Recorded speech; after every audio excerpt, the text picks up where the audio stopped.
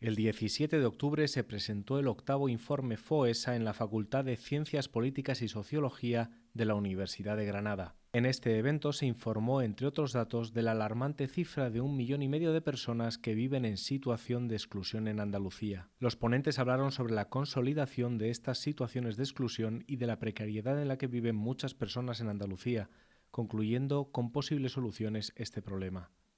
Un informe que concluye que el empleo ya no basta en muchos casos para salir de una situación de exclusión y que la sociedad empieza a pensar que la realidad de la exclusión social es algo estancado frente a lo que no cabe mucha solución, dándose el fenómeno de lo que el informe denomina como fatiga de la compasión. El 8º informe FOESA de España y en concreto de Andalucía analiza y descubre cómo se ha producido una consolidación de las situaciones de exclusión social en nuestro país y en la región de Andalucía. Una consolidación de la exclusión social y también una consolidación de las personas que viven en una situación de precariedad. Junto a esta consolidación de la exclusión social y de la precariedad destacamos una naturalización de ambos elementos, ¿no?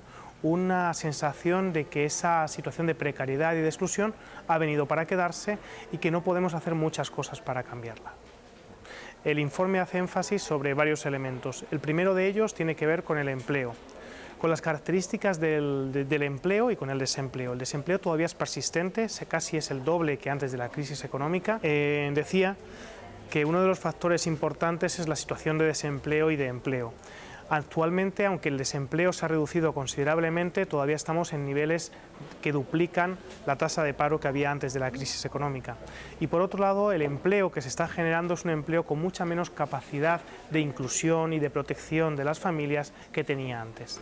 Por tanto, este sería el primero de los factores que, unido y junto al factor de la vivienda, más está complicando las condiciones de vida de las familias. En cuanto a la vivienda, estamos observando un incremento de los precios de la vivienda, un incremento de los costes de los suministros.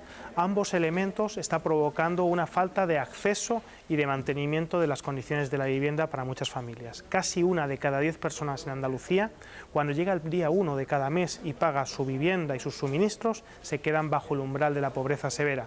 Esto significaría que una persona que está viviendo sola tendría menos de 288 euros al mes para terminar el mes, y una familia de 2 adultos y 2 menores, después de pagar la vivienda, tendría menos de 599 euros para terminar el mes. El catedrático de Escuela Universitaria de la Universidad de Granada, Enrique Raya, argumentó que hay que romper con las estigmatizaciones de exclusión social.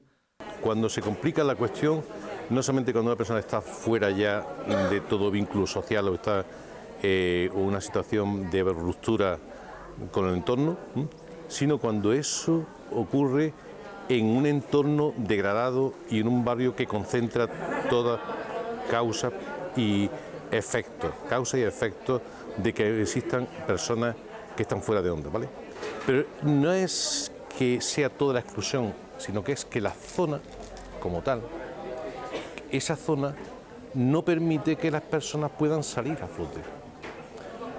Por cultura de la zona, por falta por estigmatización de la zona, porque incluso cuando alguien quiere insertarse laboralmente y decir que es de esa zona X, cada ciudad tiene su zona, ya de por sí lo miran mal. Luego hay una estigmatización brutal, claro, y eso llega, la estigmatización lo que hace es repliegue, el repliegue y la discriminación lo que hace es que el gueto, y la criticación es que cada cual se busca la vida como puede. Decir, eso es un pozo sin fondo, y eso es lo que hay que romper. Y eso hay que romperlo, no solamente es romperlo con las experiencias internacionales que hay, con mucha táctica y con mucho conocimiento y sobre todo con mucho compromiso social y permanente. Y eso no es de un partido, y eso tiene que ser un asunto de consenso de toda una ciudad y de toda una comunidad autónoma. Y ese consenso hay que crearlo como sea, porque si no estamos reproduciendo, cada vez que hay una crisis, esa zona se ensancha y se profundiza más. Cuando la crisis baja, un poco menos, pero esa zona continúa siendo justo un agujero negro de la ciudad. Y eso es lo que estábamos hablando, ¿no? Y eso hay que romperlo, Y insisto, hay que romperlo en primer lugar hablando, pero hablando todos los agentes sociales y toda la ciudadanía. ¿Qué pasa en ese sentido con las políticas sociales? Con las políticas sociales, pues esas políticas sociales que no se hacen evaluando exactamente los efectos. Se hacen políticas, se hacen planes, se hacen proyectos y a veces se consiguen fondos europeos, del Fondo Social Europeo, muchos fondos, pero no se ve exactamente justo la eficacia de esos fondos porque ni siquiera se la evalúa de forma profunda, democrática y sistemática. ¿Qué pasa? Que cuando se terminan los fondos, el problema continúa y de pronto otra vez otro diagnóstico, otra vez otro plan y así eso es el cuento de nunca acabar. El acto concluyó con una mesa redonda en la que ponentes y alumnos de la Facultad de Ciencias Políticas debatieron sobre los resultados del informe.